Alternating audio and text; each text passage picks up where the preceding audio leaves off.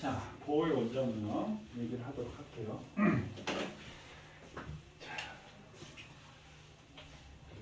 저번 시간에 원자 모형 얘기해서 뭐 했지? 톰슨의 원자 모형, 전자 발견, 음극선 실험을 통해서 그 다음에 러더퍼드의 원자 모형, 알파 입자 산란 실험 요거 했었지. O 플러스를 띄고 있는 원자 핵을 발견했어. 그 얘기를 했었다고요. 자, 그럼 여기 이제 원자 구조에서 양자 구조와 원자 구조 얘기를 했었고, 돌턴의 원자 모형, 톰슨의 원자 모형, 러더퍼드의 원자 모형 얘기했고, 이제 오늘은 궤도라는 것을 발견한 보의 원자 모형에 대해서 얘기를 할 거예요. 궤도는 그러니까 전자가 아무데나 있는 것이 아니라 전자가 존재하는 특별한 위치가 존재하고 있다. 특별한 궤도가 있다라는 얘기야. 자, 그럼 보의 원자, 그래서 우리 음극산 실험 얘기를 해서 이게 플러스 극 쪽으로 휘어지네, 플러스 극 쪽으로 휘어지고 바람개비가 돌아가고 그림자가 생겨서 이 전자라고 하는 것은 질량을 가지고 얘가 이제 바람개비 돌아가는 게 질량을 가진다라는 얘기지. 플러스 극 쪽으로 휘어진다라는 얘기는 뭐야? 마이너스 전하를 띄고 있다는 얘기고 여기 자석 나도도 휘어진다라고 했었지. 그 다음에 그림자가 생긴다라는 말은 직진성을 갖더라. 직진을 하더라. 자, 러더퍼드 알파 입자 산란 실험이고 이때까지는 이제 플러스를 띄는 원자핵을 발견하지 못했으니까 톰슨의 원자 모형이 맞다면 다 뚫고 지나갈 거야. 가벼운 전자밖에 없으니까. 근데 아주 좁은 지역에서 튕겨져 맞고 나온 애가 있다라고 했지. 그럼 질량이 엄청 크고 밀도가 엄청 작은 플러스를 띄고 있는 원자핵이 존재하더라 라고 했고, 골트슈타인의 양극선 실험했었지. 이때는 소량의 수소기체를 넣고 실험한다. 자, 보호의 원자 모형 얘기를 하도록 하겠습니다. 자, 이게 뭐니라고 하면 니네 뭐라고 얘기할래? 이게 뭐야? 그럼 뭐라고 얘기할 거야? 선 스펙트럼이요. 이렇게 얘기를 하겠지. 그럼 우리 고율통합과학에서 선 스펙트럼 배울 때 뭐라고 얘기를 했냐면 선 스펙트럼이라고 하는 것은 모든 원소를 구별할 수 있는 게 스펙트럼 분석이야. 그래서 수소와 헬륨의 질량비가 우주 전쟁, 이게 빅뱅 우주론의 증거가 되는 거지. 우주 전쟁에 걸쳐서 수소 헬륨의 질량비가 3대1이 되는 게 빅뱅 우주론의 증거인데, 우주 전쟁에 걸쳐서 어떻게 알았어? 수소 헬륨의 질량비를 이 스펙트럼 분석을 통해서 알아냈다라는 얘기야. 이렇게. 그럼 스펙트럼, 선 스펙트럼도 어때? 스펙트럼은 연속 스펙트럼이 있고 선 스펙트럼이 있고, 선 스펙트럼은 흡수 스펙트럼이 있고 방출 스펙트럼이 있다라고 했지. 얘는 흡수야 방출이야? 방출이지? 특정 부분만 색깔이 나타나는 방출. 흡수 스펙트럼 어떻게 돼? 요 부분만 검게 보이는 게 흡수 스펙트럼이지? 다른 부분은 색깔이 있고. 자, 보어는 이 수소기체, 이 수소 방정반이라고 되어 있는데 여기에 소량의 수소기체를 집어넣고 얘를 전압을 걸어줬어. 그러면 이 전압을 걸어주면 이 전자들이, 전압을 걸어줬다는 말은 전자에게 에너지를 공급했다라는 뜻이야. 그러면 이 전자가 에너지가 넘치니까 원자에게 붙잡혀 있다 에너지가 생기니까 원자에게서 막 멀어지는 거야. 그런 다음에 전원을 딱 껐어. 그럼 어떻게 돼? 이 원자핵과 전자 간 핵력이 생기니까 이 멀어져 있던 전자가 다시 뚝 떨어지겠지. 원자핵 쪽으로. 그럼 그때 떨어지는 위치를 보고 나서 이렇게 불연속적인 선 스펙트럼이라고 얘기를 하거든. 수소 원자의 불연속적인 선 스펙트럼을 가지고 보호가 이렇게 원자 구조를 알아냈다. 자, 수소 원자의 구조를 알아낸 거야. 수소 원자. 자, 어떻게 됐냐면, 야, 이 원자들을 이렇게 각층으로 이렇게 잘랐더니 여기 봐봐. 선의 위치가 이렇게 점점 간격이 좁아졌지. 얘네들이 원자가, 자, 우리 니네 다 어디 살아? 아파트 살지. 너도 아파트 살지. 너도 아파트 살지. 사람이 살고 있는 아파트는 한 층의 간격이 다 똑같아. 각 층의 높이가 똑같잖아. 그럼 이 전자도 아파트에 살지. 누구 아파트? 원자라는 아파트에 살고 있는 거야. 그런데 이 각 층이 있는데 여기 n은 1 이렇게 있지. 사실 이 n은 1 스몰 n이라고 되어 있는 걸 우리가 주양자수라고 얘기를 하는데, 이 주양자수라는 거는 보호가 얘기한 건 아니야. 근데 선생님 편하게 이걸 주양자수, 나중에 뒤에 오비탈 가서 다시 배우게 될 거야. 자, 스몰 n은 1 이렇게 되어 있는데 얘를 그냥 선생님 편의상 1층이라고 하자고. 그럼 보호는 무슨 얘기를 했냐면 껍질을 얘기했어. 껍질, 궤도 껍질을 얘기했는데, 보호는 이 첫 번째 1층, 선생님 편의상 1층이라고 하는데 이거 첫 번째 껍질이라고 해서 얘를 K 껍질이라고 했어. 왜 하필이면 K야? 우리 알파벳 얘기해보면 A, B, C, D, E, F, G, H, I, J 다음에 뭐야? K지? K, L, M, N 이렇게 보호가 이렇게 껍질에 얘기했어. 알파벳으로 이렇게. 근데 오늘날 보니까 이걸 스몰 n이라고 놓고 주양자 수라고 얘기를 하고 다시 얘기하면 플러스를 띄고 있는 원자 핵이 이렇게 있고 이게 1층, 2층, 3층, 4층, 5층, 6층, 7층, 8층, 9층, 10층 이렇게 되어 있다는 얘기예요. 근데 1층에서 2층은 간격이 넓은데 올라갈수록 간격이 점점 좁아진다라고 얘기해요. 그럼 이걸 어떻게 알았냐면 수소원자 성수탁처럼 분석을 통해서 알았다니까요. 그랬는데 자, 이 원자핵에서부터 멀어지면 에너지의 크기가 증가하는 거야. 그럼 에너지의 크기가 증가한다라고 한다면 이 전자가 에너지를 흡수해야 될까 방출해야 될까? 에너지를 어떻게 해야 돼? 흡수해야지 에너지의 크기가 커지게 되겠지. 그래서 핵에서부터 멀어지면 에너지를 흡수하게 되는 거고 핵으로부터 가까워지면 에너지를 방출한다라고 이렇게 얘기해요. 에너지의 크기가 커졌다 작아지니까 에너지를 방출한다. 그럼 올라갈 때 전자가 올라갈 때 흡수 스펙트럼이 나타나는 거고 전자가 떨어지면서 에너지를 방출하면서 방출 스펙트럼이 나타난 거야. 그래서 이렇게 될 거야 라고 얘기를 하고 그럼 N이 각층의 에너지를 계산을 해봤더니 각층의 에너지는 자, 마이너스 N 제곱분의 1312 kJ/몰 이렇게 있는데 선생님이 1단원에서 몰을 지금 안 하고 2단원이 우리가 그 고일 화학이 많이 포함되어 있으니까 이렇게 얘기했는데 몰 개념은 여기 하고 나서 몰 개념을 선생님이 다시 얘기를 하긴 할 거야. 이 몰은 화학의 기본 단위가 몰인 거야. 각층의 에너지가 이렇게 된다라고 얘기를 했어. 자, 그 얘기는 1층, 2층, 3층, 4층 일단 사이의 간격이 좁아지는데 각층의 에너지를 계산을 해봤더니 저렇게 되는데 자, 전자가 무한대 껍질에 있어. 그럼 무한대 껍질에 됐을 때 에너지의 크기를 0이라고 합시다. 선생님 무한대 껍질을 무한대라고 하면 안 되나요? 만약에 얘를 무한대라고 한다면 무한대 올라갔을 때 에너지의 크기가 얼마니라고 하면 얼마라고 해야 돼? 무한대요 이렇게 되죠. 그러니까 에너지의 크기를 계산할 수가 없는 거야. 그래서 무한대 껍질을 0이라고 하는 거야. 그리고요. 자, 얘가 흡수를 했는데 0이야. 그 말은 무슨 말이야? 그러니까 내가 원래 빛을 100만 원의 빚을 지고 있어. 그럼 내가 일을 해서 100만 원을 벌었어. 그럼 빚 갚으면 내가 얼마가 되겠어? 0이 되겠지? 그럼 원래 마이너스 값을 갖고 있었기 때문에 흡수해도 0이 된다. 그래서 여기 있는 마이너스라는 말은 방향성을 의미하는 건데 이게 원자핵에 속해 있어. 이 마이너스는 그러니까 원래 전자가 마이너스 에너지를 갖고 있는 거는 원자핵에 속해 있어. 난 원래 마이너스 에너지를 갖고 있어. 그럼 올라가서 흡수해서 무한대 같다는 말은 원자핵의 영향력 밖에 있어 라는 뜻이 되는 거야. 그러니까 흡수했는데 원자핵의 영향력이 없으니까 원래 마이너스 값. 그냥 방향성을 표현하기 위해서 마이너스라는 값을 넣은 거고 그냥 계산하기 위해서 넣어준 거다라고 생각을 하시면 됩니다. 자, 근데 이 각층의 에너지를 계산해보면 1310이라는 값이 동일하니까 선생님 얘를 그냥 K라는 값으로 치환을 한번 해볼게요. 그럼 여기 1층이니까 얘는 어떻게 돼? 1의 제곱분의 K니까 여기는 어떻게 돼? 마이너스 K만큼의 에너지를 갖고 있을 거 아니야. 그럼 2층에는 어떻게 돼? 마이너스 4분의 K가 되겠지. 왜냐하면 2 대입하면 2의 제곱분의 K니까. 이해되셨나요? 그럼 3층의 에너지는 어떻게 돼? 마이너스 9분의 K가 되는 거예요. 왜냐하면 3의 제곱분의 K가 되니까. 그럼 16분의 K, 25분의 K, 36분의 K 그러니까 1의 제곱부터 쭉 하면 이렇게 되겠지. 그럼 각 층의 간격이 점점 어떻게 된다? 좁아지는 게 설명이 되는 거예요. 자, 그러면 얘층의 에너지는 어떻게 되냐면 자, 예를 들어서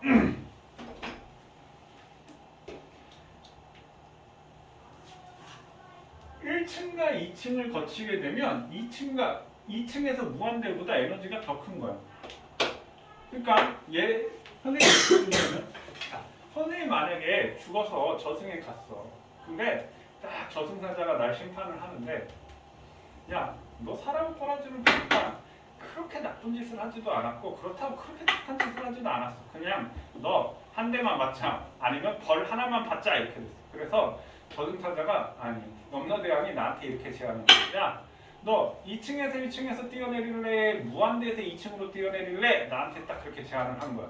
그러면서 뒤에다가 단 보호의 양자 조건이야 이렇게 얘기해. 그럼 보통 사람들은 어떻게 되겠어? 2층에서 1층이면 한 층만 뛰어내리면 되잖아. 2층에서 1층이요 이렇게 얘기하겠지. 근데 나는 과학 선생이었기 때문에 보호의 양자 조건? 1층과 2층의 간격이 넓은데 1층과 2층의 간격은 얼마야?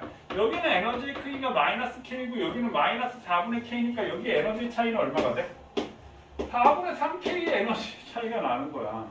근데 무한대에서 2층으로 떨어진다라고 한다면 나 얼마에 떨어져야 돼? 야 무한대 마이너스 1만큼 떨어져야 될 거 아니야. 무한대에서 2층까지 떨어지니까 엄청 많이 떨어지지. 근데 보호의 양자 조건에 의하면 여기는 0인데 여기는 마이너스 4분의 K니까 여기는 얼마야? 4분의 K라는 거야. 그럼 내가 2층에서 1층으로 떨어지는 것보다 무한대에서 2층으로 떨어지는 게 에너지의 크기가 얼마? 얘는 4분의 3이고 4분의 1이니까 어떻게 돼? 3분의 1밖에 안 되지. 그러니까 그 아래층에 이 에너지의 크기가 위에를 다 합친 것보다 무조건 에너지의 크기가 크다라는 얘기예요. 그러면 나는 배웠으니까 저는 무한대에서 2층으로 떨어지겠습니다. 이렇게 얘기하면 다른 사람들이 또라이 아니야. 그렇게 많이 떨어져? 그럼 다른 사람들은 2층에서 1층으로 떨어지겠습니다 하면 어떻게 돼? 나보다 3배의 고통을 더 받는 거야. 왜? 3배로 높은 데서 떨어지게 되니까. 적절한 비유가 되셨나요? 그러니까 이 원자에 살고 있는 전자의 각 층의 에너지가 다 다른데 이게 n제곱분의 1만큼 에너지가 점점 감소하게 되더라 이 말이야. 그럼 수소는 원자번호 1번이니까 전자들이 전부 다 몇 층에 있어? 수소의 전자들은 1층에 있는 거야. 그럼 얘를 에너지를 흡수하면 쭉 2층, 3층, 4층, 5층, 6층, 7층, 8층 쫙 올라갔다가 아까 그걸 에너지를 딱 하면 얘가 우르르 전자가 떨어지게 되는 거야. 그 떨어질 때 무슨 스펙트럼이 나타난다고? 방출 스펙트럼. 그 올라갈 때 무슨 스펙트럼이 나타난다고? 흡수 스펙트럼이 나타나는 거야. 자, 그럼 다시 조금 더 정리를 한번 해볼게요. 그러면 자, 1층과 2층 사이를 합하면 무한대에서 2층보다 몇 배 더 크다라고 했어. 계산을 해보니까 3배 더 큰 에너지를 발생을 하는 거야. 그래서 자, 이 전자들이 웃다가 위에 올라갔다가 떨어지는데 이 2층과 1층 사이 에너지가 엄청 크잖아. 이거에 에너지를 계산을 해봤더니 선생님이 이 얘기를 안 했구나. 선생님 이거부터 먼저 얘기를 하도록 할게요. 자, 이거 고일통합과학에 선생님 얘기했는데 전자기파 얘기를 먼저 얘기를 하고 하는 게 좋겠구나. 아이고 미안합니다. 선생님 이 전자기파 먼저 설명하고 다시 얘기를 할게요. 자외선, 가시광선, 적외선에 대한 에너지 크기에 대한 얘기를 먼저 하고 그럼 여기서 400에서 656 여기 나노메타인데 이게 우리가 파장이야. 파장. 그럼 파동에 대한 얘기부터 먼저 해야겠구나. 선생님이 이 파동에 대한 얘기를 고일통합과학 설명할 때는 하진 않았어. 근데 여기서는 우리 조금 시간 좀 여유가 있으니까 그거에 대해서 한번 얘기를 한번 해볼게요. 자, 그럼 이렇게 파동이 이렇게 발생하면 이러한 파동 우리가 뭐라고 하냐면 행파라고 얘기를 합니다. 행파라고 하는 것은 이 파동의 이동 방향과 진동 방향이 서로 수직인 걸 행파라고 해. 들어봤을 거야. 그럼 여기 제일 높은 곳에 있는 것을 우리가 뭐라고 하냐면 마루라고 하고 여기도 그럼 마루라고 얘기를 하고요. 여기를 고올이라고 하고 여기를 고올이라고 얘기해. 자, 그러면 이때 이걸 우리가 뭐라고 하냐면 진폭. 얘를 뭐라고 하냐면 진폭. 그 다음에 이걸 우리가 뭐라고 하냐면 파의 길이다라고 해서 파장이라고 얘기를 합니다. 파장. 이 파장을 기호로 쓰면 람다라는 기호를 써. 그러니까 선생님 656 여기서 400에서 700 사이의 나노메타 이게 파의 길이 파장을 나타내는 거거든. 기억나는지 모르겠는데 에너지의 크기는 진동수에 비례하고 파장에는 반비례한다라고 선생님이 얘기를 한다라고 얘기를 했었어. 기억나니 혹시? 자, 그 파장, 이 파장이 뭔지 왜 그렇게 되는 건지 선생님 설명을 하려고 해. 자, 그럼 이것도 우리가 파의 길이 파장이라고 얘기를 하고요. 그 다음에 또 뭐가 있냐면 자, 주기라는 말이 있고 진동수라는 개념이 있어. 진동수는 우리 저번 시간에 물리할 때도 60Hz 진동수 얘기했었지. 그래서 진동수는 우리가 프리퀀시 F라고 얘기하고 이 진동수하고 같은 말이 주파수, 라디오 주파수 할 때 그 주파수하고 진동수하고 같은 개념이고요.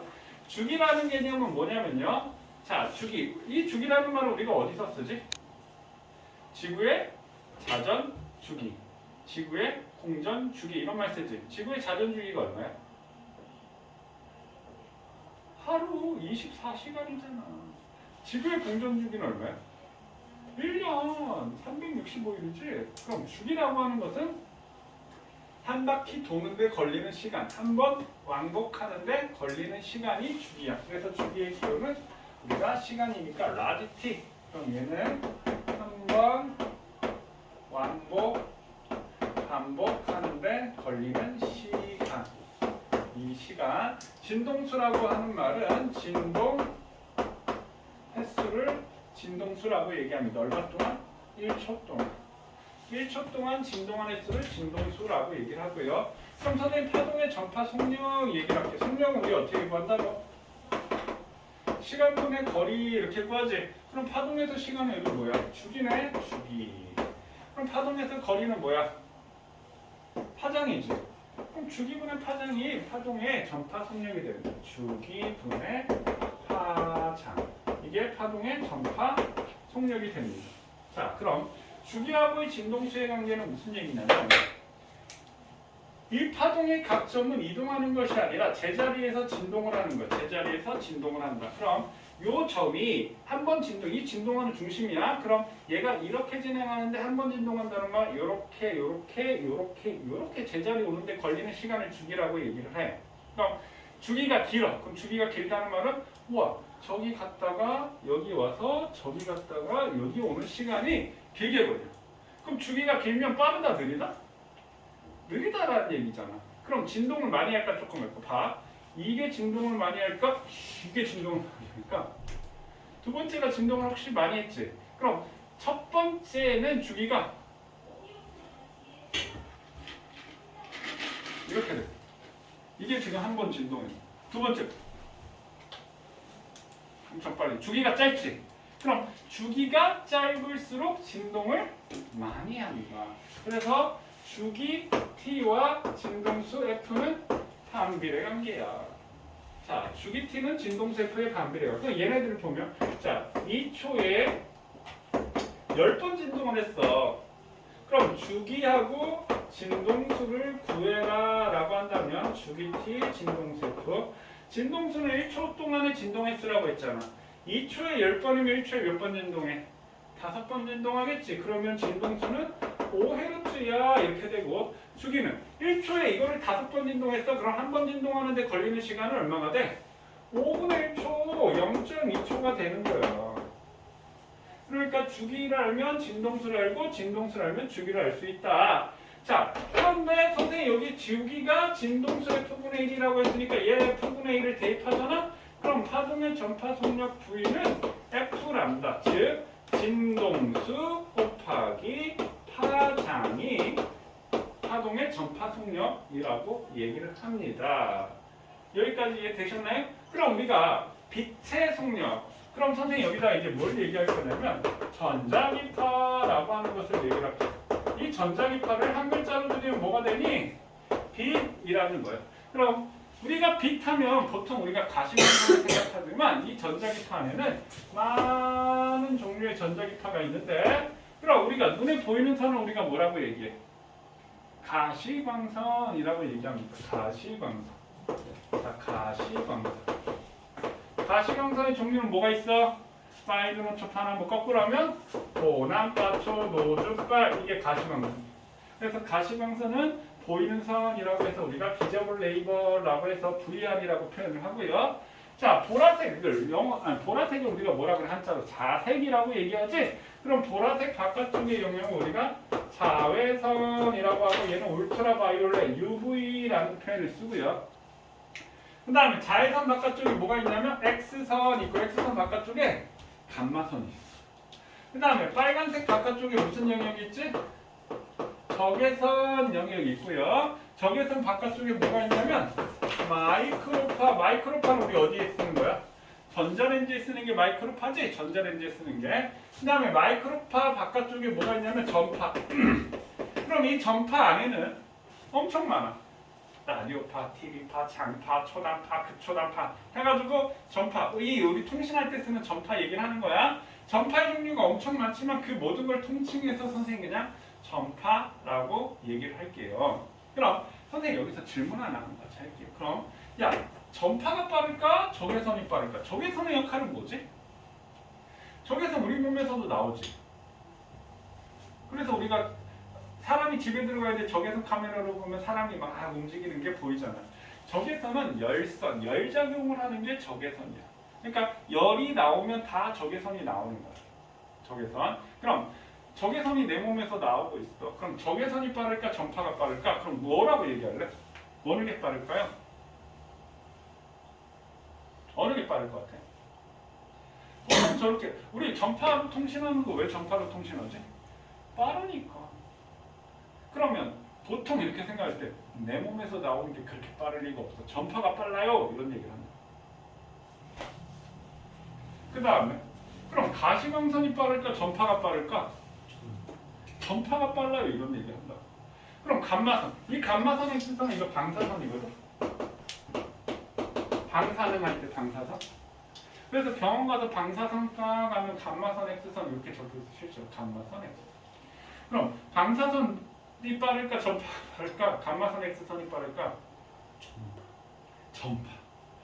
그럼 가시광선이 보남바쳐 노즐발이 있으면 빨간색이 빠를까? 보라색이 빠를까?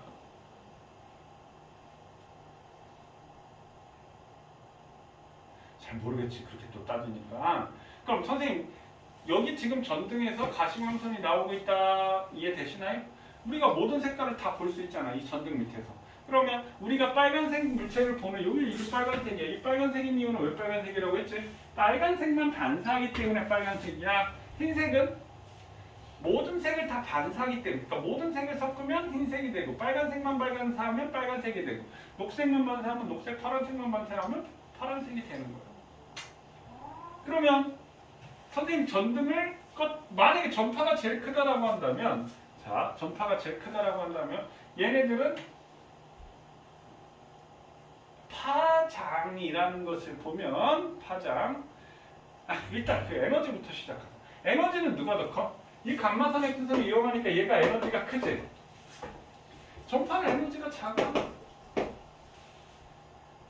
자, 그런데 이 에너지의 조건을 보면요. 자, 진동을 많이 할수록 에너지가 클까? 진동을 적게 할수록 에너지가 클까? 많이 할수록. 그래서 이 에너지라고 하는 애는 진동수 조건에 비례를 해. 근데 모든 에너지의 단위는 뭐냐면 줄이라는 단위를 쓰는데 이 진동수는 헤르츠잖아. 그럼 얘 줄로 전환시키려면 여기에 플랑크 상수라는 h를 곱하면 돼. h. 자, 그러면 선생님 여기서 지금 누가 빠르냐라고 질문했는데 불을 껐다 키면 어떻게 되겠어? 동시에 색깔이 보이지. 그래서 얘네들의 전자기파의 속력은 모두 다 같아요. 그러니까 전파가 빠르냐 적외선 아니 속력 똑같아. 모두 속력이 같아요. 그래서 우리가 광속시라고 표현을 하는데 빛의 속력 광속시 이 C는 컨스탄트 일정하다라는 의미가 되고요. 그럼 화동의 전파 속력은 선생님 뭐라고 했어? V는 F 람다라고 했지. 빛의 속력에서는 광속시라는 표현을 씁니다. 그래서 C는 F 람다야. 그럼 얘네 둘의 곱한 값은 무조건 같아. 그러면 여기에서는 진동수가 크고 여기에서는 진동수가 작아. 그럼 광속시는 F 람다니까 따라서 F는 뭐가 되겠어? 람다분의 C가 되나요? 그럼 F는 람다분의 C 대입하면 H 람다분의 C가 돼서 이 에너지의 크기는 진동수하고는 비례관계가 되고, 그러니까 질량을 많이 할수록 에너지가 크다라고 했지. 이 파장하고는 반비례가 되는 거야. 그러니까 파장이 길면 길수록 에너지의 크기가 뭐하다? 작다가 되는 거야. 자, 파장이 길면 길수록 에너지 크기가 작다. 이해되시나요? 이게 사실은 원리가 여기까지 이렇게 돼서 이게 이렇게 지금 에너지는 진동수의 크기에 비례하고, 근데 이 전자기파의 모든 성능, 그러니까 방사선이든 자외선이든 가시광선이든 적외선이든 마이크로파든 전파든 모든 전자기파의 속력은 똑같은 거야. 왜? 불 껐다 켰다 해봐. 만약에 파장이 길수록 빠르다라고 한다면 어떻게 되겠어? 빨간색이 보라색보다 빠르니까 어떻게 되겠어? 우리 눈에 빨간 어초 파란 거 이렇게 보이겠지. 아니면 진동수가 클수록 빠르다라고 한다면 에너지가 클수록 빠르다라고 한다면 보나파 저 노즐 빨리 이렇게 보이겠지. 야, 그럼 정신병 걸리지 않겠니? 다니는데 빨리 노트파는 뭐 빨리 노트파는 눈에 빛이 이렇게 들어온다고 생각해봐. 뇌가 정신병 걸리겠지. 모든 빛의 점자기타의 속력이 모두 다 동일해. 그래서 광속시라는 의미를 씁니다. 그럼 파장에는 반비례합니다. 파장. 그럼 진동수가 크니까 얘는 파장이 짧고 얘는 파장이 길어지는 거예요. 그래서 선생님이 우주 배경 복사 빅뱅 우주론의 증거인데 우주 전역에 걸쳐서 전파 형태로 관측이 되는 거야. 38만 년 후 빠져나 원자가 형성이 되면서 수소원자, 헬륨원자가 형성되면서 이때 빠져나온 빛이 우주 배경 복사인데 그 우주 배경 복사가 우주가 계속 팽창되면서 온도가 어떻게 돼? 우주의 온도가 낮아진다, 에너지가 낮아진다라고 얘기했었지. 그럼 온도가 낮아지면서 파장이 길어지는 거야. 그 파장이 길어지면서 전파 형태로 관측되는 것이 우주 배경 복사야 라고 얘기를 했습니다. 자, 그래서 일로 갈수록 에너지는 작아지고 파장은 작고 아니 진동수는 작고 파장은 길어지는 거고, 자 이쪽으로 갈수록 에너지는 커지고 진동수는 커지고 파장은 짧아지는 거야. 이것이 이제 보의 원자력. 그럼 이걸 갖고 이제 뭐라고 설명을 하냐면요. 자, 그럼 에너지하고 진동수는 비례 관계인데 파장하고 반비례 관계야. 왜냐면 광속시는 F랍니다. 얘가 광속시가 일정하기 때문에. 그러니까 진동수가 커지면 파장이 짧아질 수밖에 없는 거지. 걔네 두 개가 곱한 값이 같으니까. 자, 그럼 여기 와서 얘는 에너지가 커. 얘는 에너지가 점점 갈수록 작아진다고. 그럼 이 전자가 올라갔다가 떨어지게 되면은요. 이 전자가 떨어지게 되면 1층과 2층 사이에 무한대보다 2층 사이보다 간격이 더 크다라고 얘기했어. 근데 이 1층과 2층 사이의 이 에너지의 크기를 거치면 자외선 형태의 에너지가 발생을 하는 거야. 그럼 무한대에서 1층, 그 밑에서 1층, 6에서 1, 5에서 1, 4에서 1, 3에서 1, 2에서 1층. 1층으로 떨어지면 무조건 자외선 영역의 에너지가 발생을 하게 되고 그 에너지의 크기가 라이먼이라는 사람이 발견했다라고 해서 라이먼 계열이라고 얘기를 합니다. 라이먼 계열. 그러니까 1층으로 떨어지면 다 라이먼 계열이야. 자, 그 다음에 이 전자가 막 2, 3, 4, 5, 6, 7, 8, 9, 10 이렇게 있다가 뚝 떨어지면 2층으로 떨어지는 애들도 있잖아. 그러면 얘 2층으로 떨어지는 애들은 발머라는 사람이 발견했다라고 해서 발머 계열 가시광선 영역이라고 얘기하는 가시광선 영역. 자, 그 다음에 3층으로 떨어지는 것들도 있단 말이야. 전자들이. 이 전자가 오 올라갔다 3층으로 떨어지는 애들이 있겠지. 그럼 그 3층으로 떨어지는 애들은 파센이라는 사람이 발견했다라고 해서 파센 계열이라고 얘기를 하고 3층으로 떨어지게 되면 요 2층과 1층 사이, 2층과 3층 사이 에너지 간격이 점점 좁아지니까 어떻게 돼? 더 파장이 길어져서 적외선이 방출한다라고 해서 적외선 영역이라고. 그럼 4층으로 떨어지는 거, 5층으로 떨어지는 거 다 있어. 근데 우리 교과 과정에서는 이렇게 세 가지만 배우게 될 겁니다. 그래서 라이먼, 따라해봐. 라이먼, 발머, 따라해봐가 무슨 말인지 몰라? 라이먼, 발머, 파센, 라이먼, 발머, 파센, 자외선, 가시광선, 적외선 영역이 되는 거예요. 그럼 이렇게 갈수록 에너지 크기가 점점 작아지지? 왜 에너지 크기가 점점 작아지잖아. 떨어지는 게. 이해되셨나요? 그러면 자, 보호는 수소원자선 스펙트럼에서 다시 보면은요. 이게 4개의 층이 나타났어. 빨간색, 녹색, 파란색, 보라색 4개의 보여 안 보여? 빨간색, 녹색, 파란색, 보라색 보이잖아. 그럼 이게 무슨 영역이야? 가시광선 영역이고 이 가시광선 영역이 약 400에서 700 나노미터 사이에 이 빛의 파장을 가시광선 영역이라고 얘기를 하고요. 그럼 파장이 길수록 에너지의 크기가 어떻게 된다라고 했어? 작아진다라고 했지. 그럼 가시광선은 몇 층으로 떨어지는 게 가시광선이라고? 2층으로 떨어져야 돼. 2층으로 떨어져야 돼. 이해됐니? 그럼 2층으로 떨어지는 것 중에 얘는 에너지의 크기가 제일 작지? 그럼 2층으로 떨어지는 것 중에 에너지의 크기가 제일 작은데 몇 층에서 떨어져야 돼?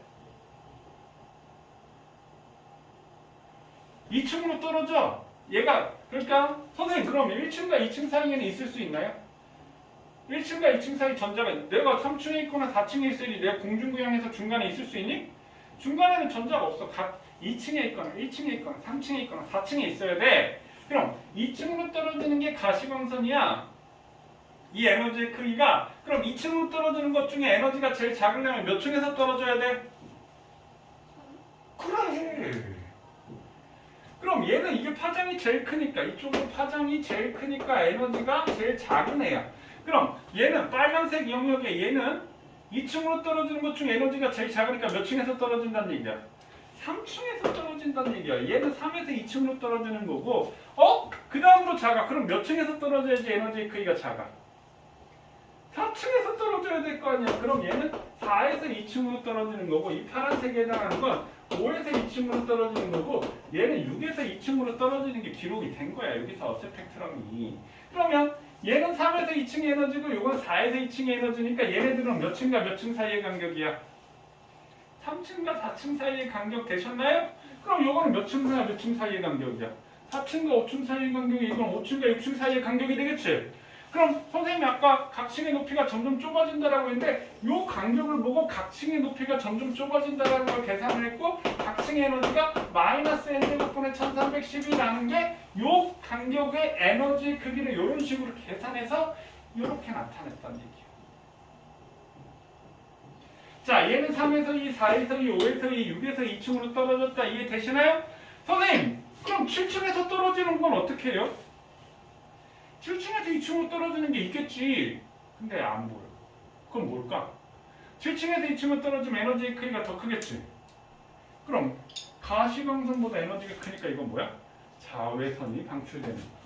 그러니까 우리가 400에서 700의 나노미터에 되는 특정 파장 영역 때문에만 눈에 보이고 이거보다 파장이 더 짧아지면 안 보여. 그러니까 7층에서 떨어지면 자외선 영역이 되는 거야. 그럼 걔는 선생님 1층으로 떨어져야지 자외선이라면서요. 아니 7층에서 2층 떨어져도 자외선이 되는 거야. 근데 1층과 2층이 떨어지면 무조건 자외선이 되는 거고. 그래서 보호의 원자 모형에서 수소 원자 선 스펙트럼 이렇게 네 가지만 나타나는 거야. 눈에 보이는 게 가시광선이 네 가지라는 뜻이야. 그럼 3에서 2층, 4에서 2층, 5에서 2층, 6에서 2층 요 찍히는 간격을 보고 원자의 구조가 각층의 높이가 점점 낮아지는구나 라는 것을 보호가 수소 원자 모형 엄청 작지? 이 작은 원자 모형의 구조를 알아냈다라는 얘기야. 그럼 이거 생각해. 야 여기가 태양이고 수금, 지화, 목토 어때? 태양계하고 비슷하지? 그럼 이 원자 안에 우주가 들어있다라고 막 이런 철학적인 얘기를 할 수가 있다라는 얘기야. 비슷한. 자 그래서 3에서 2, 4에서 2, 5에서 2, 6에서 2 쭉쭉 떨어지는 애들 2층으로 떨어지는 애들을 가시광선형의 발목계열 이걸 관찰을 해서 수소 원자 선 스펙트럼을 알아냈다. 수소 원자의 구조를 알아냈다. 각층에 있는 궤도를 알아냈다. 지금 보호가 뭐 발견했다고? 궤도. 그러니까 전자가 아무데나 있는 것이 아니라 1층에 있거나 2층에 있거나 3층에 있거나 4층에 있어. 어떻게? 여기 수소 기체를 넣고 에너지를 줘서 이 전자들을 쭉 들떴다가 에너지 끄니까 툭 떨어지는 걸 관측을 했는데 2층으로 떨어지는 애들이 가시광선만큼의 에너지야. 그 에너지가 이렇게 관측되는 걸 토대로 해서 이렇게 원자의 구조를 밝혀냈다는 얘기야. 이 보호의 원자 모형을 가지고 보호는 노벨상을 받았습니다. 왜? 눈에 보이지도 않는 이 원자를 너무나 이론적으로 완벽하게 설명을 할 수 있게 된 거지. 보호의 원자 구조 이해되시나요? 자 그러면 선생님 이제 조금 그러면 요 사이를 우리가 A라고 하고 요 사이를 B라고 하고 요 사이를 C라고 합시다. 그러면 자 A를 다시 보면 A는 N이 2층에서 1층 사이고 자 B는 이 주양자 수가 어떻게 3에서 2층 사이가 되고 C는 이 주양자 수가 3하고 1층 사이가 C가 되는 거야. 그럼 에너지의 크기 A의 에너지와 B의 에너지의 크기는 뭐하고 똑같아? C의 에너지의 크기하고 똑같지. 그럼 에너지는 뭐라고 했어? 진동수 조건에 비례하니까 HF. 그럼 EA는 HFA가 되고 A의 진동수 그럼 더하기 HFB가 되겠지. 에너지는 그럼 여기는 HFC가 되겠지. 그럼 플랑크 상수 다 지워지면 어떻게 돼? FA 더하기 FB는 FC가 되겠네. 이렇게. 이것도 설명이 되는 거야. 자, 그럼 람다 A, 그러니까 A의 파장 더하기 B의 파장은 C의 파장이 되네. 이건 성립할까요? 할까요? 안 할까요? 이거는 성립을 안 한다는 얘기. 왜? 파장에는 반비라니까 A분의 1대 B분의 1대 C분의 1 이렇게 해야지 이게 성립이 된다는 얘기야. 그럼 선생님이 지금 A, B, C 에너지 크기를 줬는데 에너지의 크기, 각 층의 에너지는 마이너스 n제곱분의 1312kJ이라는 에너지의 크기를 줬어. 그럼 A와 B와 C의 에너지의 크기를 비교하세요. 아니, 에너지의 크기 B를 구하세요 라고 하면 자, 선생님 아까 얘는 1 대입하면 1층의 에너지 여기 1 대입하면 어떻게 돼? 1분의 1312가 되지? 이 1312을 선생님 그냥 K로 치환한다라고 그냥 했어. 어차피 똑같은 숫자니까. 그러니까 여기는 마이너스 K라고 얘기를 했고 여기는 마이너스 4분의 K라고 얘기했고 여기는 마이너스 9분의 K지. 이 마이너스는 핵의 영향력 안에 잡혀 있어라고 했어. 그럼 A 에너지의 크기는 얼마만큼이야? 이만큼이지? 그 얘 크기는 얼마가 돼? A 에너지의 크기는 4분의 3K 이해되시나요? A는 4분의 3K지? 자, 그럼 B 에너지의 크기는 얼마가 돼? 얘는 9분의 K고 여기는 4분의 K잖아. 이 간격의 크기만 비교하면 되니까 자, B의 에너지의 크기는 n이 3에서 2층 사이지. 그럼 3층의 에너지는 얼마가 돼? 9분의 K가 되고 2층의 에너지는 얼마가 돼? 4분의 K가 되겠지. 그럼 얘는 마이너스 9분의 K 빼기 마이너스 4분의 K가 되는 거야. 그냥 선생님 거꾸로 뺄게요. 괜히 헷갈리니까. 자, 4분의 K에서 9분의 K의 에너지를 뺀 게 얘네들 에너지의 차가 되겠지. 그럼 36으로 통분하면 36분의 9K가 되고 얘는 36분의 얼마가 돼? 4K가 되겠지. 그럼 빼면 얼마가 돼? 36분의 5K가 되는 거야. 얘네들 차이로 36분의 5K가 되는 거야. 그럼 B의 에너지는 36분의 5K가 되겠지. 그럼 얘는 36으로 통분하면 36분의 27K가 되고 얘는 36분의 5K가 되고 C는 이걸 더한 값이니까 36분의 27K가 된다는 얘기지. 그럼 A 대 B 대 C의 에너지의 비는 얼마가 된다? 27대 5대에 32가 된다. 지금 선생님 이거 계산한 거 이해되셨나요? 자, 여기까지 정리.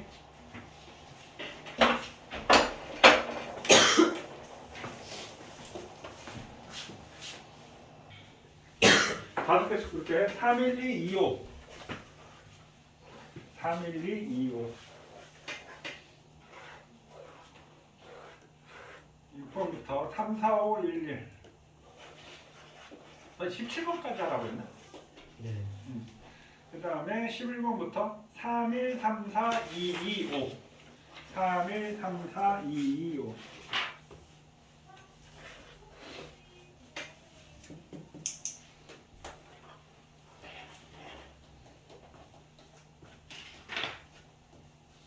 됐나요? 질문 15번 전에 없나요? 4번, 3번이나 3번? 4번 3번? 3번은 누가 있지? 줘요. 3번, 4번 해볼게요. 자, 3번. 그림과는 X의 원자 모형을 나타냈다. 원자 모형이니까 B가 뭐가 되겠어? 양성자고 C가 중성자가 되겠지? 네. A는 전자지? 그러면 가에서 얘를 우리가 뭐라고 할 수 있겠어? 양성자가 두 개니까 일단 헬륨인 거고 원자 번호니까 2고 질량수가 3이지. 자, 그럼 이에 대한 설명 옳은 것을 고르시오 라고 했네. A는 알파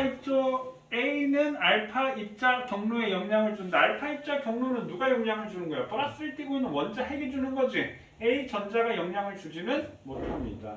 그 다음에 알파 입... 3번은 아까 다 물어보셨어요. 3번에 아까 내가 다 뭐라고 했어? 3번 틀린 거 같은데. 어? 저 3번 틀린 거 같은데. 근데 왜 질문을 해?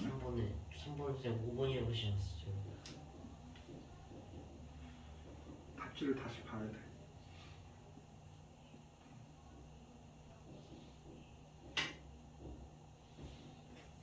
3번이 2번 31225라고 했는데 1번부터 31225 그건 질문 아니에요. 그럼 질문 아니라고? 잘못 들었어요. 이런. 그럼 4번? 4번. 자, 나 실험 알파 입자 산란 실험이야. 그럼 알파 입자는 대부분 직진하지. 극히 일부 지역에서 이어지고 원자의 대부분 내부의 대부분은 다 빈 공간이지. 2번도 틀렸고 원자의 중심에 질량이 밀집되어 있다. 중심에 질량이 있는 거 다 밀집되어 있지.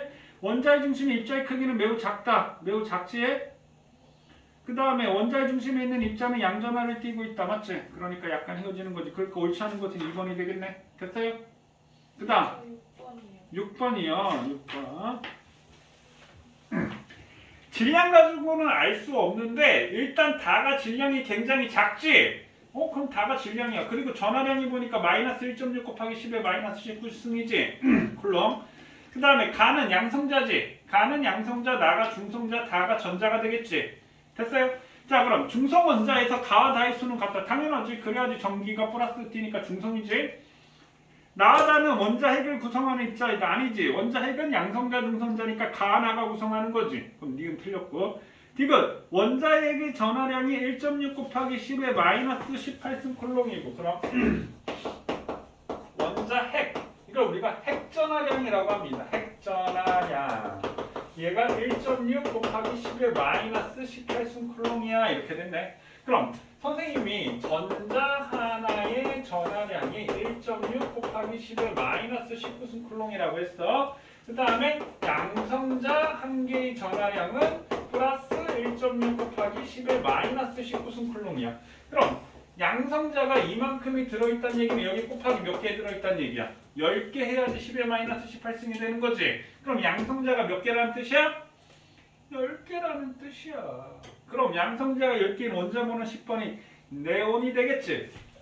그럼 원자번호 10번인 걸 네온인 거 안다라는 전제하에 질량수가 20인 원소 X, 질량수가 20이면 양성자가 10개고 그럼 중성자도 몇 개야? 10개 맞겠지? 그래서 디귿도 맞는 보기가 됩니다. 됐나요? 그 다음 또 질문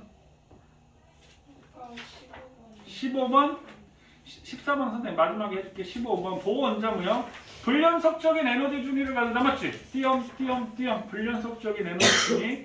원자에게 가까울수록 에너지가 크다라고 했어, 작다라고 했어?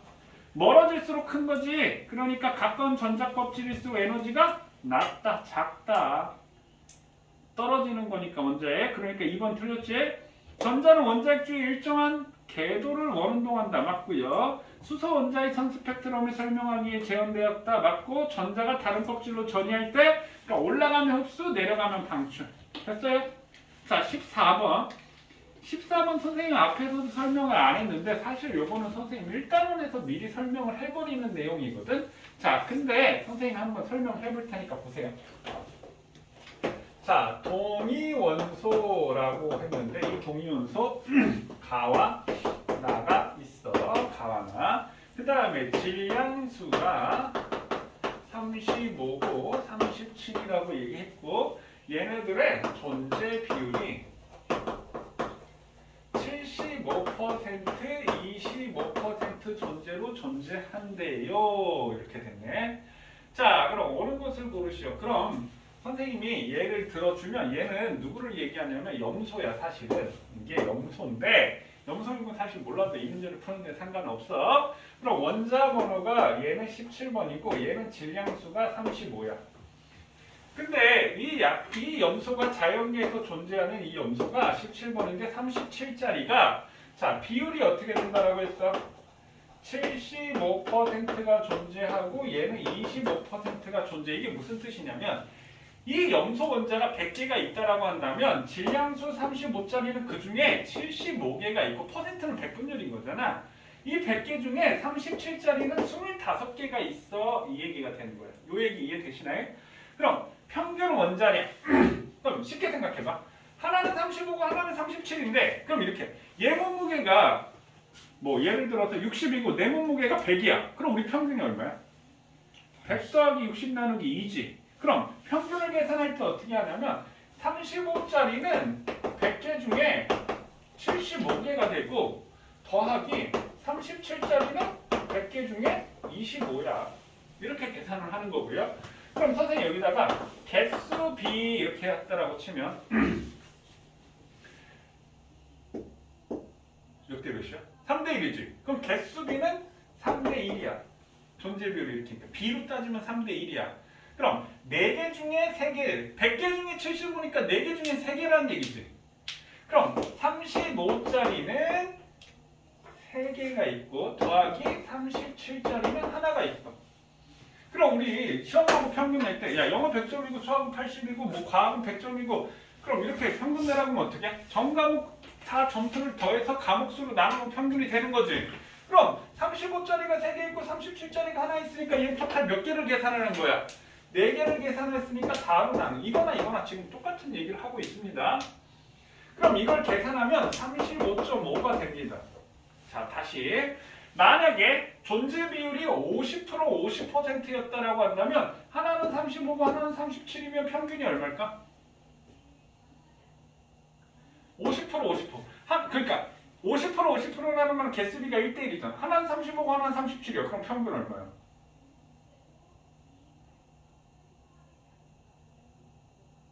당연히 중간인 36 아닐까요? 35 더하기 37 나누기 2니까? 무슨 말인지 이해되셨나요? 근데 지금 35하고 37짜리가 50% 존재한다라고 한다 평균이 중간인 36이대. 근데 36보다 가벼운 애가 더 많아. 그럼 얘는 36보다 당연히 작아질 수밖에 없는 거 아닌가요? 그래서 이걸 계산하면 35.5인데 선생님 비례식으로 더 쉽게 얘기를 해볼게. 자, 35짜리가 있고 37짜리가 있는데 3개, 1개니까 토탈 몇 개? 4개지. 그럼 얘를 4칸으로 나눠. 4칸으로 나눴지? 그럼 37에서 줄어들게 하는 거는 누구의 비율이야? 35짜리가 하나, 둘, 3칸을 차지하고 있는 거야. 그럼 35에서 커지는 애는 누구 때문에 그래? 37 때문에 그렇지? 그럼 얘는 몇 칸을 차지해? 한 칸을 차지하니까 이게 평균값이 된다는 얘기야.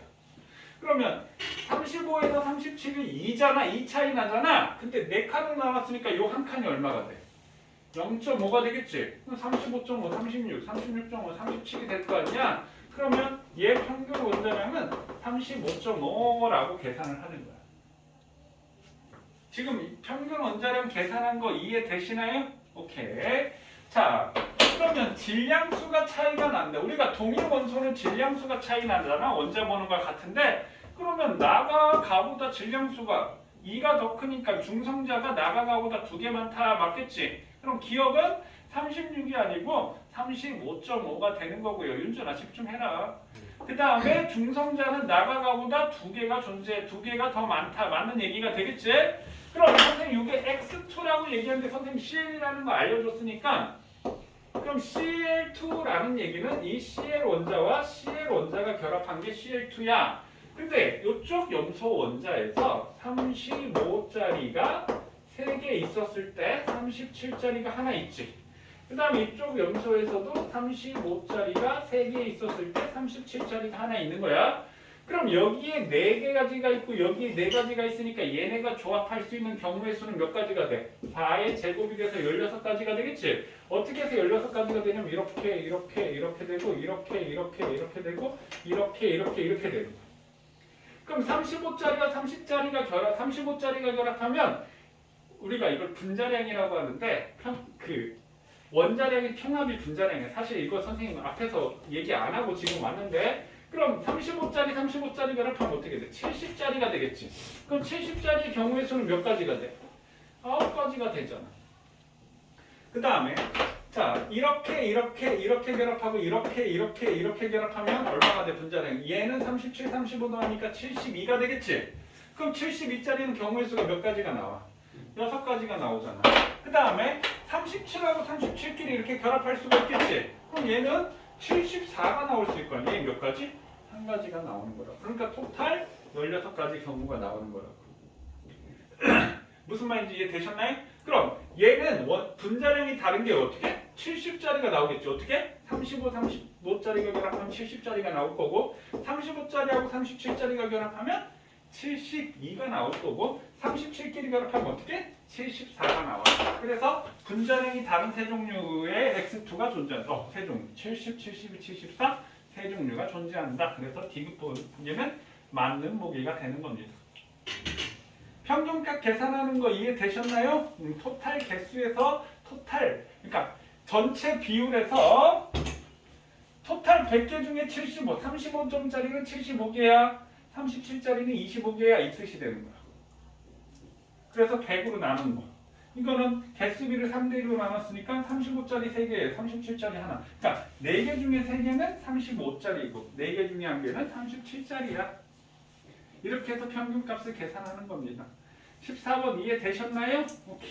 자, 그럼 선생님 오비탈에 대해서 선생님 설명을 할게요. 자, 지금 우리가 하고 있는 부분이 뭘 얘기하냐면 원자 모형에 대해서 얘기를 하는 거 있는 거야. 그래서 돌턴의 원자 모형, 돌턴은 아무것도 몰랐어 라고 얘기를 했고, 그 다음에 톰슨이 응극선 실험을 통해서 전자를 발견했어. 러더퍼드의 알파 입자 산란 실험, 러더퍼드가 알파 입자 산란 실험을 통해서 플러스를 띄고 있는 원자 핵을 발견했어. 요 얘기를 한 거고, 지금 보호의 원자 모형에서 뭘 발견했어? 전자가 존재하는 특별한 궤도가 있어. 궤도를 발견한 거고, 지금 마지막으로 할 오비탈이라는 내용이 전자 존재 확률 모형이라고 해서 현대적 원자 모형이라고 얘기를 합니다. 자, 그럼 오비탈 한번 볼게요. 현대적 원자 모형. 자, 그럼 우리 앞으로 와서, 너무 앞으로 왔는데? 확인해보고 싶어서. 아, 여기 62쪽.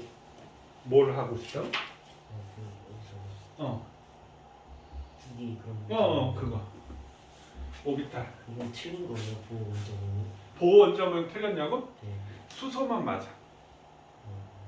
그러니까 지금 선생님 설명할 건데, 선생님 우리 이 원자 모형 보면 보호는 이론적으로 완벽하게 설명을 했다면서요?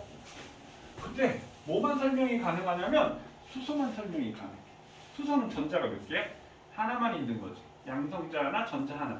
수소만 설명이 가능하고 헬륨, 리튬, 베릴륨 이렇게 있으면 원자 번호가 커지면 양성자 수가 많아지고 전자가 많아지는 다른 원자에 관해서는 설명할 수가 없어. 그게 보호의 원자 모형의 한계야. 그럼 보호는 아까 이거 갖고 노벨상도 받았다라고 얘기했지. 그러면 이 보호는 뭘 발견해서 노벨상을 받았어? 궤도를 발견해서 노벨상을 받은 거야. 그러니까 이 보호는 이 궤도에 엄청나게 집착을 하게 된 거야. 왜? 궤도를 갖고 자기는 이 원자를 설명했으니까. 그러면 전자가 하나였을 때만 그렇게 설명이 되는데 전자가 두 개가 되면 어떻게 돼? 우리 앞에서 혹시 스펙트럼, 뭐 탄소 원사의 스펙트럼 이렇게 본 적 있나요? 헬륨 원자의 스펙트럼? 굉장히 복잡하단 말이야. 전자가 두 개니까 두 개가 막 걷다가 떨어지게 되면 어떻게 되겠어? 여러 선들이 나타나겠지. 그럼 그 궤도를 했을 때 보호로 이론으로는 설명이 안 되는 거야. 그럼 예를 들면 헬륨 갖고 설명을 했어. 두 개 갖고 어떻게 끼워 맞춰 설명했고, 그 다음에 리튬 하려고 할 때 세 개 갖고 하니까 또 경우의 수가 너무 많아지고 4개, 5, 6, 7개, 8개 많아지니까 이게 도대체 이론적으로 설명할 수가 없는 거야. 보호의 한계는 수소만 설명이 됐다라는 게 보호의 한계야. 그러면 이 보호의 원자 모형을 토대로 해서 이 보호의, 선생님 아까 보호가 궤도를 버리지 못했다라고 얘기를 했는데, 보호 연구소에서 이제 여러 과학자들이 있었어. 제자, 하이젠베르그라는 사람도 있었고, 뭐 슈레딩거라는 사람도 있었고, 슈레딩거는 뭐 파동방정식이라는 것을 얘기했고, 하이젠베르그 불확정성의 원리, 뭐 분자계 함수, 여러 이론을 합해. 그리고 그것이 이 현대 원자 모형인데, 이 현대 원자 모형 보니까 어때? 궤도가 없어야지만 설명을 할 수가 있는 거야. 그러니까 보호는 궤도에 엄청나게 집착을 했지만 결국에 이 원자 모형을 설명하기 위해서는 궤도가 없어져야지만 설명이 되는 거야. 그럼 보호의 원자 모형은 이렇게 있는데, 이 중간에 핵이 있는 상태야. 중간에 핵이 있는 상태야. 알겠니? 핵이 있는 상태인데 이 현대적 원자 모형 우리가 뭐라고 얘기하냐면, 자, 오비탈이라는 개념을 쓰는데 얘는 전자 존재 확률 모형이야. 전자 존재 확률 모형 또는 전자 구름 모형. 전자 구름 모형. 자, 전자 구름 모형이라고 얘기합니다.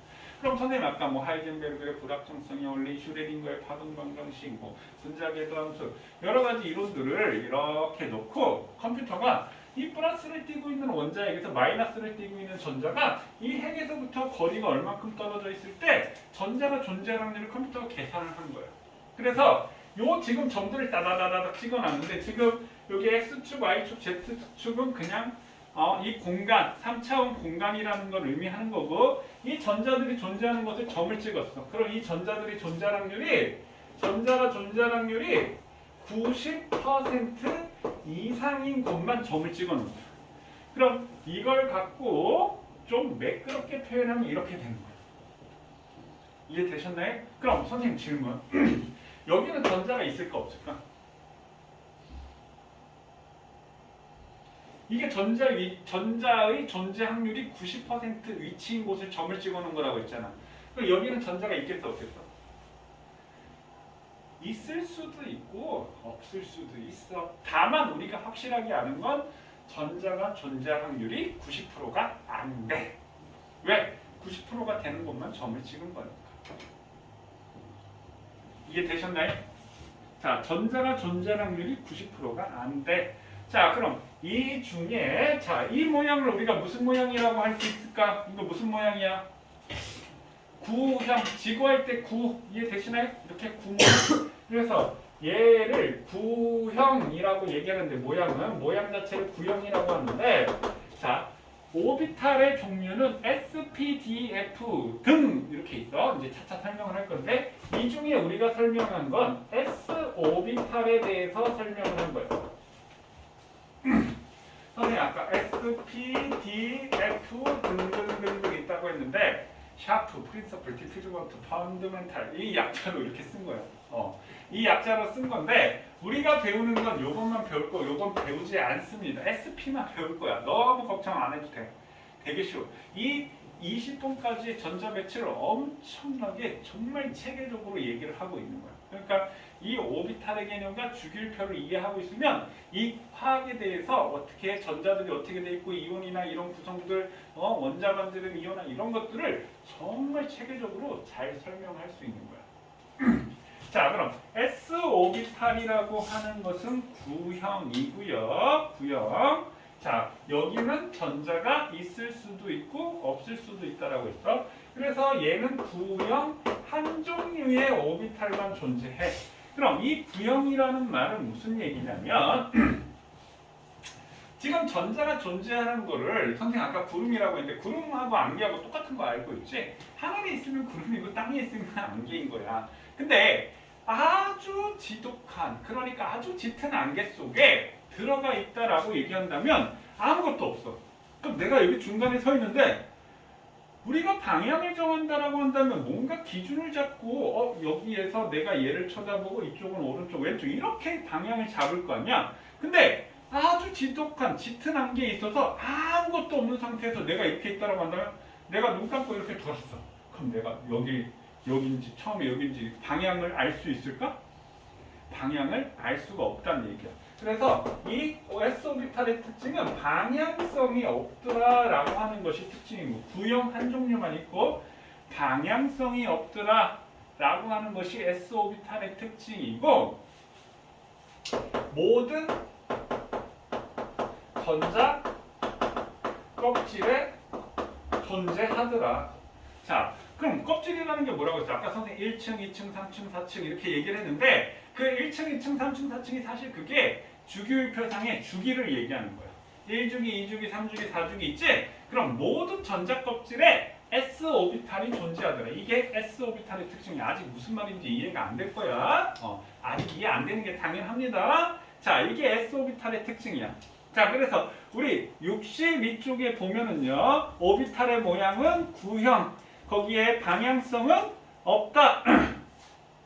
특징은 한 종류만 존재해. 62쪽 그 밑에 쓰라고. 오비탈의 종류에서 모양은 구형. 방향성은 없어. 구형이니까. 방향을 우리가 알 수가 없는 거야. 특징. 한 종류의 오비탈. 모든 전자 껍질에 다 존재해. 특징에다 한 종류 이렇게 써도 되고 또 다 원자핵으로부터 내가 거리가 같다면, 자, 원자핵으로부터 거리가 같다면 전자가 존재할 확률이 모두 같다. 같은 거리에 있으면 중심으로부터, 원자핵의 중심으로부터 같은 거리에 있다라고 한다면 전자가 존재할 확률이 모두 같다. 그럼 여기서부터 내가 멀어지면 여기서 같은 거리에 있으면 전자가 존재할 확률이 똑같이 떨어지게 되는 거야. 자, 그래서 전자가 존재할 확률이 같다. 이게 s오비탈의 특징입니다. 그럼 선생님 아까 모든 전자 껍질에 다 있다라고 했는데 무슨 얘기냐면 여기 한번 보세요. 그럼 지울게요. 자, 지금 우리 계속 s오비탈에 대해서 설명을 할 거고요. 선생님 여기다 써놨네. 오비탈은 s, p, d, f만 있는 게 아니라 등등 더 있어요. 컴퓨터가 계산 중이야. 자, 그럼 모든 전자 껍질이 다 있다라고 했으니까 1s, 2s, 3s 있는데 이거 주양자수인데 1주기. 그러니까 1주기가 뭐야? 수소연료만 있는 거 첫 번째 껍질. 그러니까 첫 번째 껍질 1주기에 있는 s오비탈, 2주기에 있는 s오비탈, 3주기에 있는 s오비탈이라는 뜻이야. 그러니까 1주기, 2주기, 3주기 모든 전자 껍질에 다 있어. 그럼 선생님 sp만 배운다라고 했는데 p오비탈은 모든 전자 껍질에 다 없나요? p오비탈은 이제 조금 이따 설명하겠지만 1층에는 없어. 지금 이제 차차차차 이거를 이제 점점 배우면서 끼워 맞추면서 주기율표상에 이게 이론에 대해서 설명을 할 겁니다. 자, 그럼 우리 1s 오비탈, 2s 오비탈, 3s 오비탈이 있는데 선생님 여기서 얘를 평면으로 그냥 잘려놨는데 s 오비탈의 특징은 뭐라고 했어? 구형이라고 했지. 야, 구형 모양이야. 그럼 우리 러시아 인형 아시나요? 큰 인형 있으면 이거 열었더니 작은 인형 있고 또 열었더니 작은 인형 있고 또 열었더니 작은 인형 있잖아. 그럼 다시 우리가 우와 친구가 선물을 줬어. 상자 엄청 큰 선물을 줬어. 그래서 우와 되게 큰 선물이다 하고 열었더니 또 작은 상자가 있고 또 열었더니 또 작은 상자 있고 작은 상자 있고 작은 상자 있고 작은 상자 그런 상태로 되어 있는데 무슨 얘기냐면 자 1s 오비탈 1층에 s 오비탈이 이렇게 있으면 2층에 2s 오비탈이 이렇게 있는 거예요. 2s 오비탈. 2s 오비탈. 그럼 우리 아까 보호의 원자 모형 할 때 여기가 1층이고 여기가 2층이고 여기가 3층이면 1층과 2층 사이에 내가 여기 전자가 있을 수가 있다라고 했어 없다라고 했어? 전자가 존재하는 특별한 궤도가 있다라고 얘기를 했었잖아. 그럼 1층에 있거나 2층에 있거나 3층에 있어야지 1층과 2층 사이에 공중부양에서 있을 수가 없다니까요. 그게 궤도의 의미야. 그럼 마찬가지 1s 오비탈이 있고 2s 오비탈이 있으면 이 1s 오비탈이 더 큰 곳에 2s 오비탈이 이렇게 둥글게 감싸고 있고 더 높은 곳에 3s 오비탈이 이렇게 감싸고 있는 거야. 자, 근데 지금 그래프를 보면요. 원자핵에서부터 거리를 보게 되니까 원자핵에서부터 거리에 따른 전자 존재확률을 보니까 핵에 왔을 때 선생님 중심에 뭐가 있는 거라고 했어? 핵이 있다라고 했죠. 그럼 핵에선 전자가 존재하는 확률이 거의 없어. 그러다 핵에서부터 멀어지면 쫙 커졌다가 다시 거리가 멀어지면 쫙 줄어드는 거야. 이건 이제 1s 오비탈이야. 자, 그 다음에 그럼 여기는 전자가 있다라고 했어 없다라고 했어? 있을 수도 있고 없을 수도 있고 다만 전자가 존재하는 확률이 90%가 안 된다라고 했지. 그럼 2s 오비탈은 1s 오비탈을 감싸고 바깥쪽에 있는 게 2s 오비탈이야. 두 번째 껍질에 존재하는 게 2s 오비탈이야. 그럼 얘 전자가 존재하는 확률을 보면 여기가 핵에서부터 멀어져서 여기가 0%인 지점이에요. 그러니까 여기가 0%인 지점이니까 아까 선생님이 1층과 2층 사이에 전자가 존재하는 얘는 보호는 여기 전체가 없어. 1층에 있거나 2층에 있어야 되는데 2s 오비탈은 1층과 2층 사이에 0%인 지점이 딱 하나가 있는 거야. 요것을 우리가 마디라고 합니다. 그럼 얘는 전자가 있겠어 없겠어? 있을 수도 있고 없을 수도 있어. 근데 1층과 2층 사이 어느 한 지점에 여기가 전자가 존재할 확률이 0%야. 아예 있을 수가 없다라는 얘기야. 그래서 커졌다가 작아졌다 다시 커졌다가 작아졌다. 껍질이 두 개가 있네. 그러니까 2s 오비탈 이렇게 되는 거고요. 자, 3s 오비탈은 1층과 2층 사이에 0%인 지점이 있고 2층과 3층 사이에 0%인 지점이 있는 거야. 근데 그래프 모양 잘 보세요. 이것만 봤더니 1s 오비탈 높은 줄 알았더니 1s 오비탈보다 2s 오비탈의 전자가 존재하는 확률이 더 커지고요. 1s, 2s, 3s에서 전자가 좀 그러니까 거리가 멀수록 전자가 존재하는 확률이 커지는 거야. 그럼 이건 왜 그럴까? 껍질이 바깥쪽에 있으면 더 이 크기가 어때? 커지지? 그러면 더 큰 공간이 되니까 전자가 존재할 확률이 더 커지는 거야. 그러면 얘는 1층과 2층 사이에 0%인 지역, 요거 우리가 마디라고 표현하고요. 2층과 3층 지역에서도 특별한 항구 소목에서는 0%인 지점이 있는 거. 여기는 전자가 있겠어, 없겠어? 있을 수도 있고 없을 수도 있고 전자가 존재할 확률이 다만 90%가 안 돼. 근데 1층과 2층, 2층과 3층 사이에는 전자가 존재할 확률이 0%인 지점이 있어. 이게 뭐라고요? 전자가 존재할 확률이 90% 이상인 곳을 점을 찍어놓은 거야. 약속을 한 게 아니고 이 컴퓨터에서 그 이론을 토대로 계산을 한 거라고요. 그냥 SO부터는 구형이야 이렇게 약속하자 한 게 아니라고요. 계산을 한 거라고. 실제로 원자 핵으로부터 거리와 인력과 전자 간의 반발력까지 다 모든 걸 고려해서 계산을 한 거라고. 자, 1s 오비탈, 2s 오비탈, 3s 오비탈 이해되시나요? 이제 다음 시간까지 배워서 살을 붙여야지만 돼. 지금 당장은 아마 오비탈이 이해가 안 가실 겁니다. 자, 선생님 p 오비탈 하나만 더 설명을 할게요. 자, 얘는 p 오비탈이에요. 모양 더 예쁘지? 자, s 오비탈은 구형이라고 했지? 그럼 p 오비탈은 자, 여기다 p 오비탈이라고 쓸게요. 자, 그럼 얘는 무슨 모양이라고 하냐면 영차 뭘까? 선생님 뭐 한 거야? 왜? 영차 그래. 아령형 P. 아령형 P 오비탈은 아령형이라고 합니다. 근데 웃자고 농담하는 게 아니라 실제 아령형이야. 아령 모양처럼 생겼지? P 오비탈은 아령형이야. 자, 근데 자 여기에 EPX, EPY, EPZ를 봤더니 EPX를 봤더니 X축상으로만 전자가 존재하네. 그럼 얘는 X축상으로만 전자가 존재하지 Y축이나 Z축상으로는 전자가 존재할 확률이 0%야. 그러니까 여기에 이해되셨나요? 그리고 여기 있는 중심에서도 전자가 존재할 확률이 0%야. 핵이 있다라고 생각하면 되겠지? 이해되셨나요? 그리고 EPY 보니까 Y축상으로만 존재하지 X축상으로나 Z축상으로 전자가 존재할 확률이 0%야. EPZ 하면 Z축상으로만 전자가 존재하지 X축상이나 Y축상으로 전자가 존재할 확률이 0%야. 그럼 EPX, EPY, EPZ 아까 S오비탈은 구형 한 종류만 있다라고 했지. 맞니? 그럼 얘는 EPX, EPY, EPZ 2부터 시작이네. 얘는 세 종류의 오비탈이 존재를 하고요. S오비탈은 모든 전자 껍질이 다 존재한다고 했지. 그럼 얘는 2주기, 그러니까 즉 두 번째 껍질부터 p 오비탈이 존재하기 시작합니다. 그러니까 S오비탈에는 p 오비탈이 없어. 근데 이 S오비탈이 모든 전자 껍질에 다 존재해. p 오비탈 어디에만 2주기부터 p 오비탈이 존재한다 이 말이에요. 자, 그 다음에 얘는 뭐가 있다? 방향성이 있다. 왜? EPX, EPY, EPZ 하는 거. 우리 SP만 배운다라고 했어. SP만. 자, 아직까지 무슨 말인지 다음 시간에 더 살을 붙여서 설명해야지 무슨 말인지 이해가 될까. 지금 S오비탈은 구형이고 P오비탈은 안형형이구나. 그냥 그 정도 생각하세요. 자, 이것도 마찬가지 전자가 존재할 확률이 90% 이상인 곳을 점을 찍어 놓은 거야. 자, 그 다음 이건 D오비탈이에요. D오비탈 몇 종류? 5종류. S오비탈 한 종류네. P오비탈 몇 종류? 3종류네. D오비탈 몇 종류? 5종류네. 그럼 F오비탈 몇 종류일까? S, P, D, F로 가는데 S오비탈 한 종류. P오비탈 3종류. D오비탈 5종류. F오비탈 몇 종류일까? 그래. 7종류야. 선생님 D하고 F 안 배운다면서. 안 배울 거야. 그냥 선생님 모양 보여주려고 그냥 여기다가 넣어놓은 거야. 그럼 D오비탈 봐봐. 예쁘지 않니?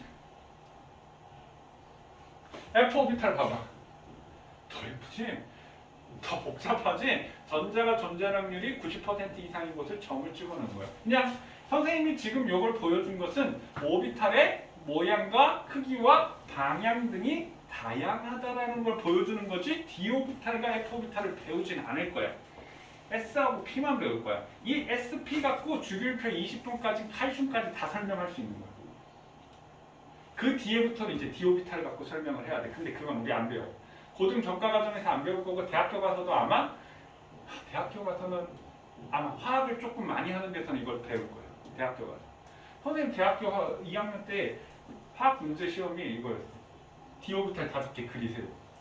어디 전공하셨어요? 나 화학 전공했어. 디오비탈 5개 그리세요. 이렇게 이게 학교 문제였어. 그게 어떻게 되는 줄 알아? 이게 어떻게 되는지는 알겠는데 이걸 입체감 있게 이걸 못 그리겠는 거야. 과감하게 틀려줬지. 아! 이게 혹시 뭐 미대야? 이걸 그리게?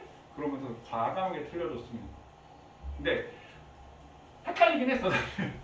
헷갈리긴 했는데 이 입체감 있게 이걸 그림을 그리는 게 난 더 짜증이 나는 거야. 이걸 그림을 그리라고 하는 게. 그래서 사실 이제 헷갈리긴 했지만 우리 대학교 때 이게 문제가 나왔었습니다. 중간고사. 이거는 우리가 F 오비탈이라고 얘기를 합니다. 그럼 모양과 크기와 방향 등이 더 다양한 거야. 그래서 선생님 다음 시간에 이제 양자수, 여러 가지 오비탈, 전자 배치에 대해서 선생님 설명할 건데 어렵지 않아. 진짜 어렵지 않아. 걱정 안 해도 돼. 그러면 이 주기율표의 원자번호에 따라서 이 오비탈의 전자 배치가 모두 다 설명이 된다라는 거예요. 자, 다음 시간에 살을 더 붙일 거고요. 화학 숙제도 없고요. 자, 통합과학 선생님이 강제로 숙제를 내주진 않겠어. 근데 자기가 관심 있는 사람은 통합과학 문제 학교에서 배운 만큼 좀 풀어보세요. 지금 똑같은 범위가 다 반복되는 거야. 알겠니? 오늘 여기까지 하겠습니다. 통합과학 책도 갖고 다녀. 다 갖고 다녀. 알겠지?